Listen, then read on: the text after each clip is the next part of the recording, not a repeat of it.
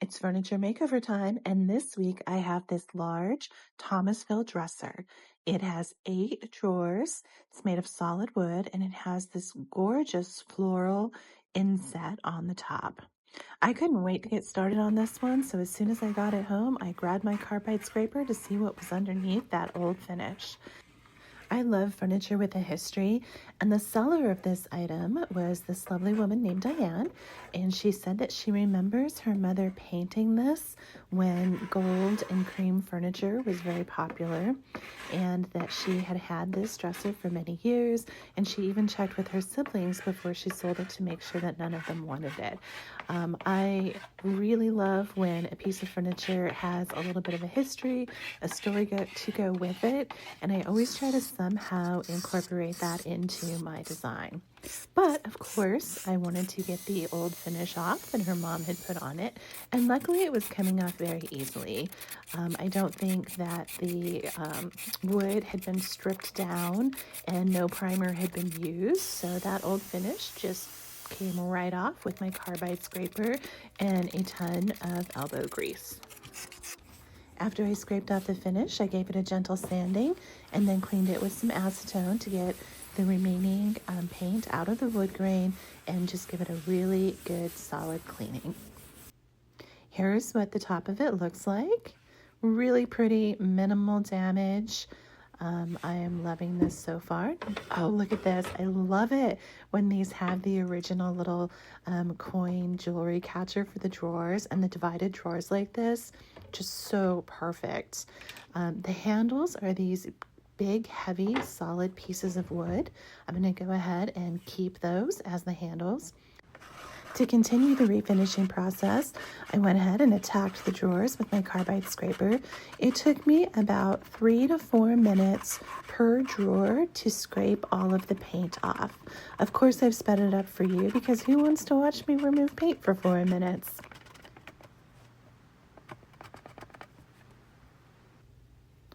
I flipped the dresser on its side to take a look at the underneath. Look at these guys, wooden casters. Absolutely fantastic. And you can tell whenever you see that type of screw that it's a true vintage piece. So then I laid it on its back and pulled out my sander and used the sander to sand some of the flat parts. Once the entire piece was stripped except for the floral design, I just gave it a really good cleaning with a towel and some warm water to get the dust off, take a look at it, see if there was any areas that I needed to repair before I move forward with figuring out what kind of finish I want to put on this dresser. Thank you for joining me today for this furniture makeover, and welcome back to all of my subscribers. If you're new to my channel, take the time to watch a couple other videos in my furniture refinishing series. I think you'll find that I'm not just a furniture flipper who finds gorgeous furniture and slaps paint on it, but rather I really take the time to learn about each piece and then give it a design that complements the piece and honors its history. So now I'm just really taking a look at it. You can see that there's still quite a bit of leftover paint or shadowing in the piece after I have scraped it and given it a gentle sanding. This is what the originals look like. I found these online, so you can see they were once just a solid wooden finish. I did decide to go ahead and keep this floral piece original. This is to honor the work that was put into this by the previous owner, and I just scraped the paint from all around it, and then I grabbed a little bit of tan paint that I had in my garage, and I'm just touching up some of the edges very gently where the paint had chipped off, but I'm not going to do anything to that gorgeous patina look that it has. I thought maybe I could play up the little bit of paint that was in the grain by putting a white wash on it. This is a white pickling wash stain. I've used this before, and I thought maybe it would help even out some of the blotchiness and kind of play into the white that was in the grain that would be very difficult and time consuming to remove. So I coated the entire dresser with this white pickling wash. You just put it on, let it sit for a minute or two, and then remove the excess. It's hard to tell what it's going to look like until it's dried. It doesn't make a big impact, but I'm hoping it will be just enough to even out that blotchiness. here's what that top coat looks like. It looks a little bit better, so I'm optimistic that this will work at this point. Went ahead and used that same process on all of the drawers.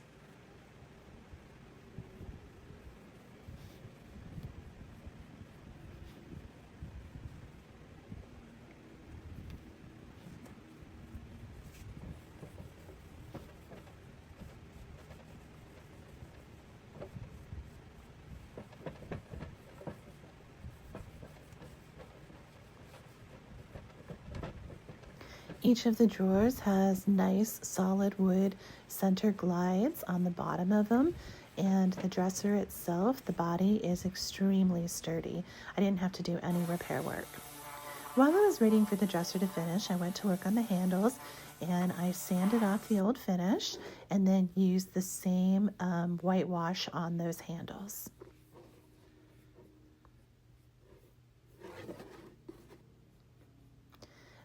The whitewash brought out a couple little areas where there were some scratches and dents, so I filled them in and then kind of went over them with a little bit of furniture paint and a furniture pencil to add grain back into the areas where I had painted it. Now I'm going to have a little fun with some resin. I have an idea for the drawer pulls. So I'm mixing up some resin, and I'm using this little mold. I actually picked the mold up in the cake and candy making area, but it does work for resin just as well. Showing a little time lapse here while it dries. It takes about 10 minutes to dry, and then they just pop right out. So what I'm thinking is adding a little bit of a floral design to each of the drawer pulls that will complement the floral design on the top of the dresser. I'm using this paint that I had from my previous project to paint the resin once it's dry. Compare it to the dresser. It's a little bit too tan, so I pulled out a little bit of white paint, just very, very little bit, and I'm kind of dabbing that on there to tone down the yellow or the tan. And then once I have that in place, what I did is I grabbed some glaze that I have, and I'm just putting this on kind of randomly just to kind of give it a little bit of an antique patina like the design on the dresser has. So now let's take a look. It's hard to tell on camera, but that's much closer in color, and it does have that little bit of patina. Now to apply them to the drawer pulls, I'm using a combination of my liquid nail glue and my nail gun. I did soften the large ones a little bit with my heat gun so that they'll kind of fold over the top of it. And then once they're in place, I'm using a little bit of that antiquing glaze on the top part of them that will be visible once they're back on the dresser. Put my two little ones in place. Same thing, hold them down with some liquid nails and then just a little pin nail. You won't be able to see these once they're in place, and they'll just help to hold it on there. Make sure you wipe off any excess glue.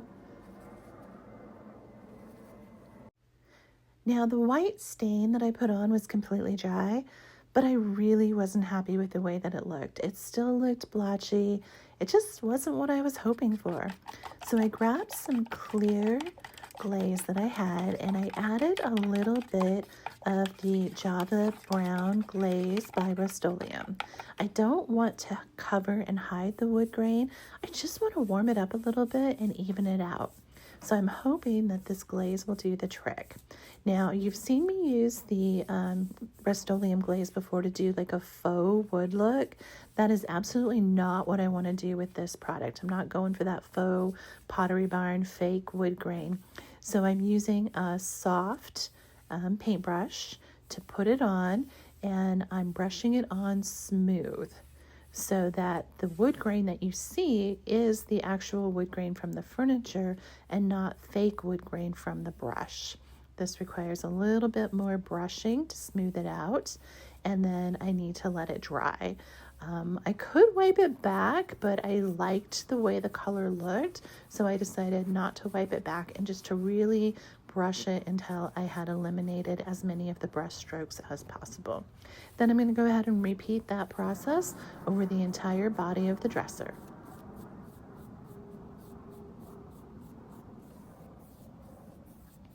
This is really, the color is fantastic. It's warming it up a little bit, and I think it's going to take it to where it looks a little bit more like the original finish from the photos that I found online.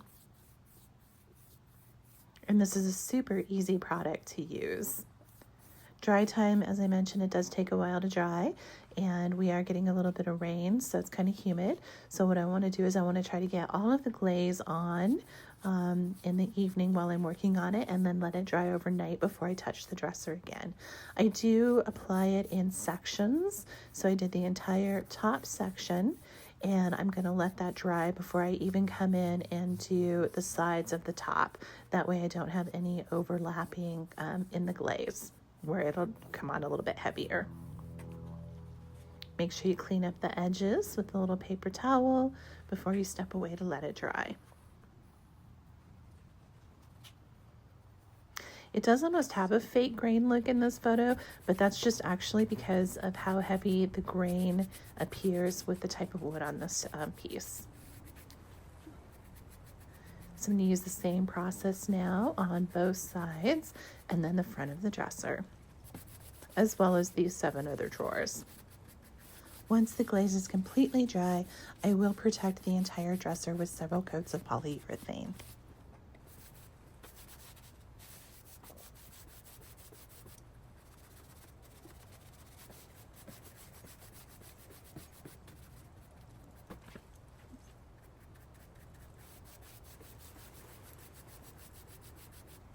You really have to pay special attention to the top and bottom edges when you're putting this on, because you always want to follow the wood grain and you don't want to get an accumulation of product at the top and bottom.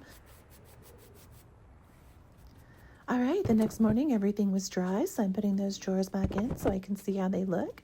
I did write numbers on the bottom of each drawer before I took them out, so I make sure that they go back in the exact same place. I am so much happier with this. I think it looks much better than it did with just the kind of whitewash stain on it. Now I'm going to go in and I'm going to clean up the top edges and the sides of each of the drawers, and then add just a little bit of that same glaze so that the color matches, and it'll look nice and consistent when the drawers are open or closed. These are really nice, sturdy drawers. The top 2 drawers, I'm giving them a little extra treatment, and I'm adding in this fun wallpaper that I think plays off the design of the dresser, as well as it matches that cute little turquoise coin or jewelry catcher that came with the dresser. I had to cut a piece into 3 to go into this drawer, and I'm being very careful to line up the design so that when you look at it, it will match across all 3 sections. Now it's time to put those drawer handles back on. Each was held in place by 2 large screws, and I actually kept the back of the handle, although you can't see it. I kept it the original paint color that was on the dresser for a contrast. So here is the dresser that I started with. This was from Diane's family, and here's what it looks like now. So it's a little bit closer to what the original design was, but I maintained the color that had been applied to it by the previous owner and played off of that design on each of the handles. It's now such a feminine, romantic piece. It also has a full-size beveled mirror that goes with it. It's a frameless mirror, it doesn't have any wood, just the pretty beveled edge. So please take the time to let me know what you think in the comments. Here's before and after side by side. This has been Carmen with Painted and Planted, and if you're new, make sure you hit that subscribe button.